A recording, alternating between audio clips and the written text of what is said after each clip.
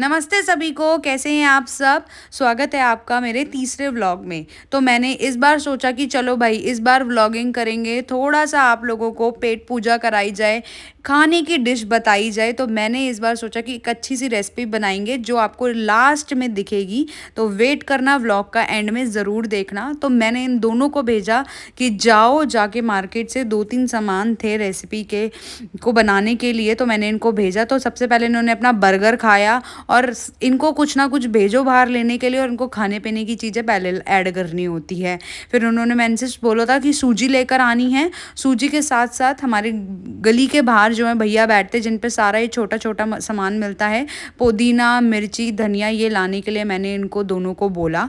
फिर अगले दिन मैंने तैयारी करी सुबह 11 बजे अपनी रेसिपी की, जिसमें आप देख सकते हो एक कढ़ाई है। कढ़ाई में मैंने पहले से ही इमली डाल दी थी और पानी डाल दिया था, और उसी के साथ साथ ये चलते चलते मैंने साइड में पुदीना, धनिया और मिर्ची जो कल मंगवाई थी उसको अच्छे से धो दिया था और टोकरी में रख लिया था। फिर मैंने उस कढ़ाई के अंदर इमली, 1 कटोरी चीनी और उसी के साथ साथ 3 गुड़ की पट्टी जो थी वो ऐड करी, और उस कढ़ाई में धीमी आंच पे इन तीनों चीज़ों को थोड़ा सा पकने दिया। फिर उसी के साथ साथ ये जो हमने चटनी की तैयारी करी थी, सारा सामान अच्छे से धोकर पूरा जार में रख लिया। और आप भी बताना कि भाई चटनी एक तीखी और चटपटी बनाने के लिए आप क्या क्या डालते हो। तो मैंने जो ऐड करा उसमें ऐड करा काला नमक, जो आप देख ही सकते हो, और साथ ही साथ सफ़ेद नमक और थोड़ा सा जीरा।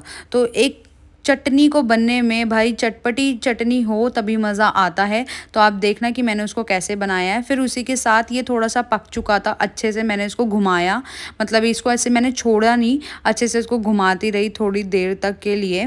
फिर उसी के साथ साथ यहाँ पर मैंने जो चटनी बना रही थी उसको मैंने जार में पीसा। फिर जार में बस 2 राउंड घुमाए थोड़े थोड़े से, फिर दही थोड़ी सी ऐड करी। दही को ऐड करने के बाद फिर थोड़ा सा 2 राउंड, ज़्यादा नहीं घुमाना आपको, थोड़ा सा 2 राउंड घुमाना है। और ये चटनी, वैसे तो चटनी सबको पता ही होती है कि कैसे बनती है, बट मैं फिर भी बता रही हूँ कि मैंने किस तरीके से बनाई। फिर जो मैंने कढ़ाई में सामान रखा था उसको अच्छे से ऐसे छान लिया, बहुत अच्छे तरीके से पूरा। एंड छान के देख रहे हो मैंने पानी अलग कर लिया, और जो उसमें मैंने पूरा मटेरियल डाला था वो अलग कर लिया।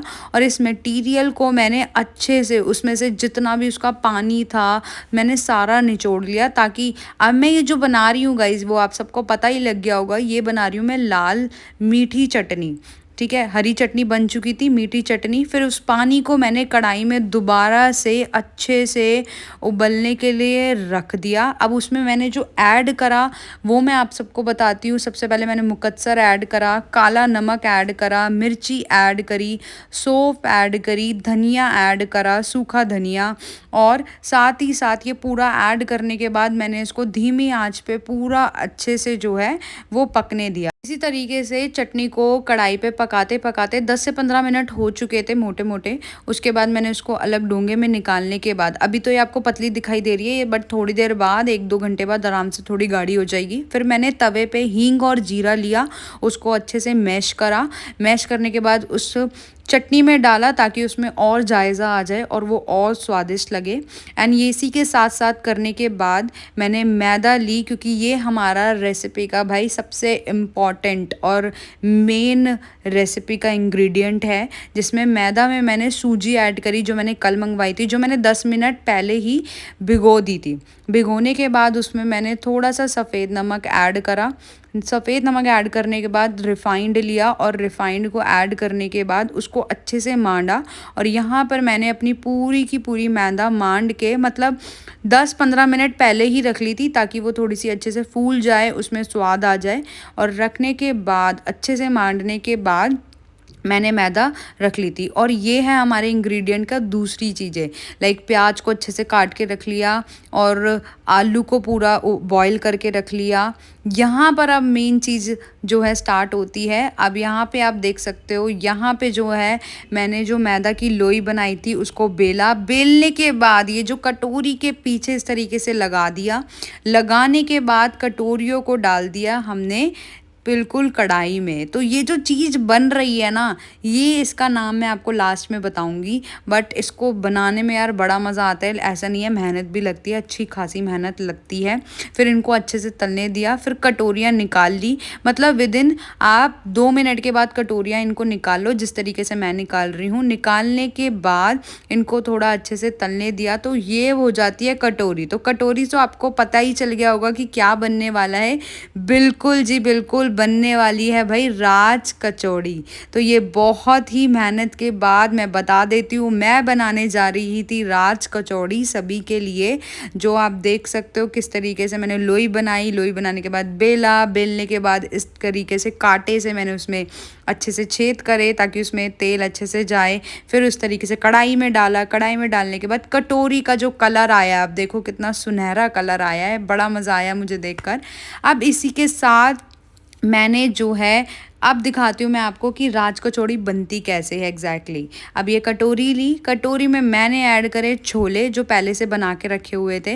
ऐड करने के बाद मतलब आपकी क्वांटिटी जितने भी आपको चाहिए उसके हिसाब से आप ऐड कर लो।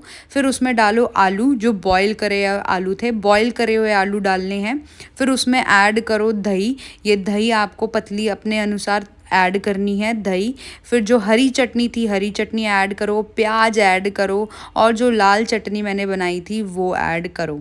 अब ये सारी चीज़ें ऐड करने के बाद बन जाती है भाई हमारी प्यारी सी अच्छी सी स्वादिष्ट राज कचौड़ी, जिसका सबसे पहला भोग हमने लगाया हमारे ठाकुर जी को। उसी के साथ गाइस फिर मैंने सबके लिए राज कचौड़ी बनाई। तो यहाँ वहाँ से गीता आ चुकी थी, थोड़ी सी मदद की ज़रूरत थी, फिर सबको मैंने खिलाई। तो आप मुझे बताना कि देखने में मेरी राज कचौड़ी आप लोगों को कैसी लग रही है, क्योंकि घर में तो सबको मैंने खिलाई तो सबको बहुत ही मज़ेदार लगी, तो बहुत ही अच्छा लगा। तो आप मुझे बताना आपको कैसी लगी, और भी रेसिपी के व्लॉग के लिए ज़रूर नीचे कमेंट कर देना। एंड आज के लिए इतना रखते हैं, बाय बाय, बाद में मिलते हैं।